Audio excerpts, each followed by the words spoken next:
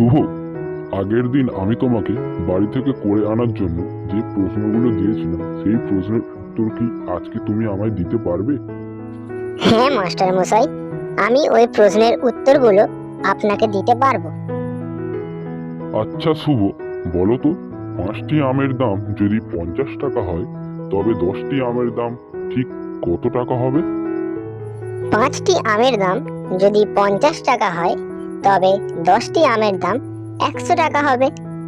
শুভকে এই প্রশ্নের উত্তর দিতে দেখে মাস্টার মশাই অনেক খুশি হলেন এবং শুভকে বললেন, খুব সুন্দর শুভ, তুমি একদম সঠিক উত্তরটি দিয়েছো। শুভ, তোর তো ভালোই চলছে, তবে জানিস এত পরিশ্রম করার কি দরকার? চুরি করলেই তো সবই সহজ হয়ে যায়। না অরুণ, চুরি করা অন্যায়। আমরা পরিশ্রম করেই তো নিজেদের জীবনে সফলতা অর্জন করে নিতে পারবো। আহা, তোকে আর কি বোঝাই বলতো? যা যা, তুই তোর পড়াশোনাটাই কর। এইভাবে দুই বন্ধুর মধ্যে কিছু না কিছু বিষয়ে কথাবার্তা হতেই থাকে। অরুণ তো নিজের বাড়ি চলে যায়, কিন্তু শুভ তার বাড়ির সামনে দাঁড়িয়ে চিন্তা করতে থাকে। শুভ, স্কুলের প্রথম দিন তোমার কেমন কাটলো? শুভর মা শুভকে এই প্রশ্ন জিজ্ঞাসা করায় শুভ উত্তরে বলে, হ্যাঁ মা, খুব ভালো কেটেছে, কিন্তু আমার বন্ধু অরুণ আমাকে চুরি করার কথা বলছে। আমি কি করব? দেখ শুভ, খারাপ বন্ধুর প্রভাব থেকে দূরে থাকা উচিত। ওর সঙ্গে মেলামেশা করলে তুইও খারাপ হয়ে যাবি। ঠিক বলেছ মা, আমি অরুণের থেকে সর্বদা দূরে দূরেই থাকবো। পরের দিন শুভ স্কুলে পৌঁছানোর জন্য বাড়ি থেকে যথাসময়ে স্কুলের ব্যাগটিকে নিয়ে বেরিয়ে পড়ে।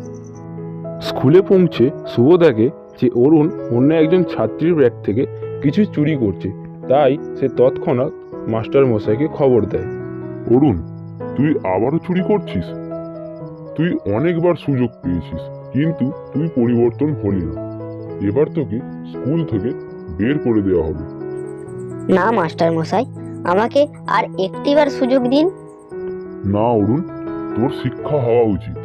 চুরি কখনোই কোনো মানুষকে ভালো ফল দেয় না, কিন্তু তুই এটা বুঝলি না। তুই বারবার একই কাজ করে চলেছিস, এবার তো তোকে শাস্তি পেতেই হবে। শুভর মুখে এই ঘটনা শুনে শুভর মা শুভকে বলল, তুই খুব ভালো কাজ করেছিস শুভ। সৎ পথে থেকে চললে সবসময় ভালো ফলই পাওয়া যায়।